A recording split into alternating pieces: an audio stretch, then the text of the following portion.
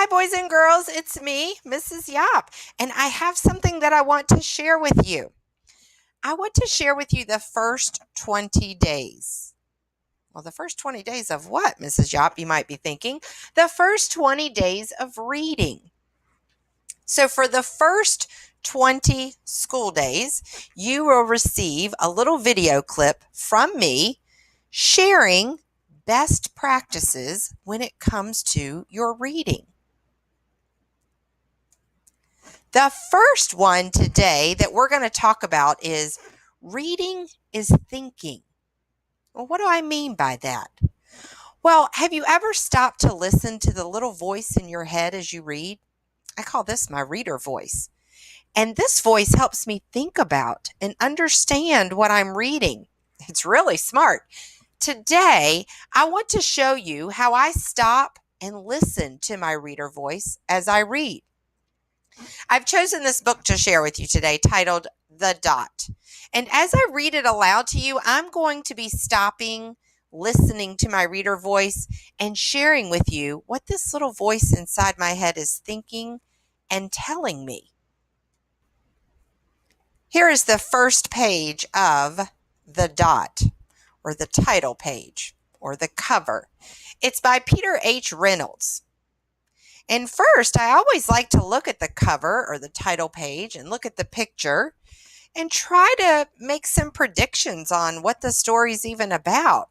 So I see this little girl and looks like she's painting a picture, and it looks like it's a picture of a dot. So I kind of wonder what's going to happen in this story.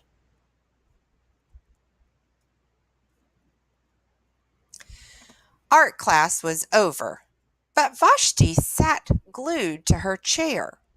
Her paper was empty. Now, as I look at this little girl, I see that she's actually turned away from her paper. And she doesn't look like she has a very pleasant look on her face. She looks kind of frustrated. I wonder why she's frustrated.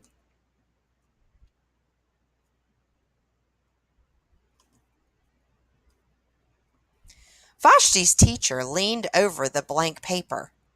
"Ah, a polar bear in a snowstorm," she said. "Very funny," said Vashti. "I just can't draw."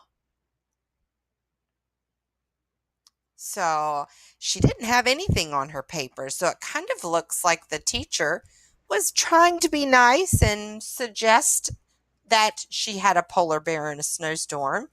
But it kind of seems like Vashti wasn't too crazy about that because she's frustrated. And I can even tell that the letters are really big where it says can't. She's frustrated because she can't draw. Her teacher smiled. "Just make a mark and see where it takes you." Vashti grabbed a marker and gave the paper a good strong jab. There. Looks like maybe she just did something to please her teacher. She wasn't too thrilled with it, though, by the looks of her face again. Her teacher picked up the paper and studied it carefully. So now I kind of wonder, what is the teacher thinking? She pushed the paper toward Vashti and quietly said, "Now sign it." Vashti thought for a moment. Well, maybe I can't draw, but I can sign my name. So she still doesn't seem like she's very happy with what she had to do. But she's going to sign her name because the teacher asked her to. I wonder what the teacher's going to do with it. Or I wonder what she's going to do next. That's my reader voice kind of talking to me as I'm reading through the story and looking at the pictures. The next week, when Vashti walked into art class, she was surprised to see what was hanging above her teacher's desk. It was the little dot she had drawn. Her dot, all framed in swirly gold. She was surprised, but do you think it made her happy? That's kind of what my reader voice is wondering because, wow, At first, she thought it was just a dot, but to see that her teacher made such a big deal about it and put it in this beautiful frame, her teacher must have thought it was pretty special then. Huh. Humph. I can make a better dot than that. She opened her never-before-used set of watercolors and set to work. Huh. Wonder if she's just going to draw lots of dots now. Vashti painted and painted. A red dot, a purple dot, a yellow dot, a blue dot. I think my reader voice was right. Yeah, she's painting lots of different dots. The blue mixed with the yellow, she discovered that she could make a green dot. Vashti kept experimenting. Lots of little dots in many colors. She seems to be happier now. She seems to be more confident. She feels like she can draw a pretty good dot, so she's just changing up the colors and making a pretty paper. If I can make little dots, I can make big dots too. Vashti splashed her colors with a bigger brush on a bigger paper to make bigger dots. Vashti even made a dot by not painting a dot. I can tell by the look on her face that she actually feels pretty happy and pretty good about things. You know, when she first made the dot, she wasn't happy. She didn't think she could draw. But now I'm thinking to myself, because the teacher made her feel so good about that one dot, now she feels like, wow, yeah, dots can be pretty cool. At the school art show a few weeks later, Vashti's many dots made quite a splash. Look at all the dots in pictures hanging up on the wall. She doesn't feel so bad now. Now she feels really great. All of her dots are getting attention.